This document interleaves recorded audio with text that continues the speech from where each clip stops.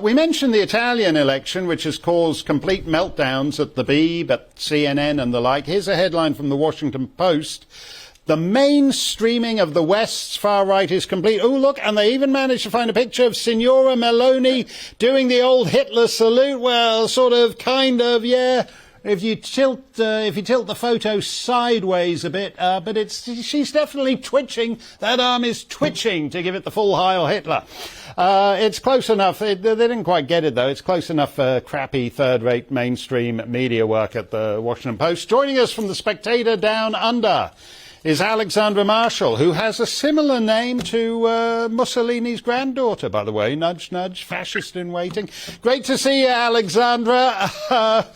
What do you make of the world's reaction to the first elected Italian Prime Minister in 14 years?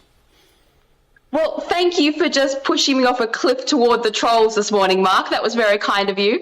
Well, look, it's amazing because in Australia, we've got a conservative vacuum. There's no conservative voices whatsoever. So as soon as a conservative has emerged in the world with a speech and is actually speaking conservative words, it was huge news in Australia and around the world, which is why I think the press have panicked and put out all these hit pieces about her. But what it's really revealed is how politically illiterate the press are about history, particularly European history, because to call her a fascist is to pretty much completely misunderstand what fascism is and what conservatism is, because the only relationship I can find between her and fascism, apart from some really distant historic roots to the party, which is common for all European parties, is that she is a rebellion against these unelected socialist globalist bureaucracies. But instead of picking a dictatorship as a reply, which is what happened last century, she has picked free markets, conservative religion, and a return to the norms. She's essentially a two-topic rebellion on anti-mass migration and anti-woke, and that's really upset the world's media.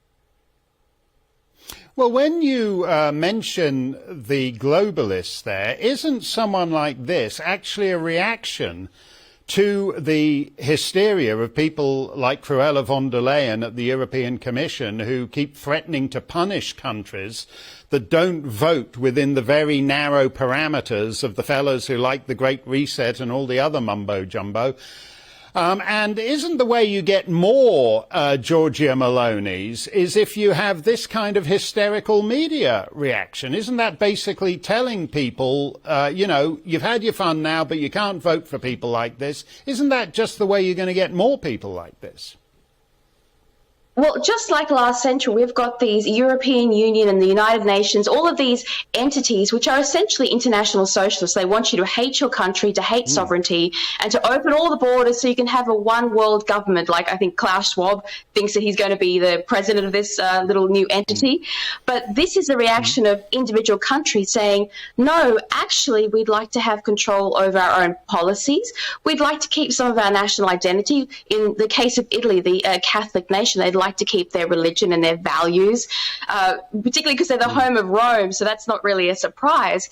So we're going to see more countries rebel in this way and turn back against this international authoritarianism. And I'm surprised the press call her a fascist when you've got the EU micromanaging nations based upon whatever their latest thought bubble is in a totalitarian way. They think they are an absolute bureaucratic state with supreme control over Europe and Australia. By the way, they're trying to control what we grow so we can trade into Europe. They are absolutely out of control.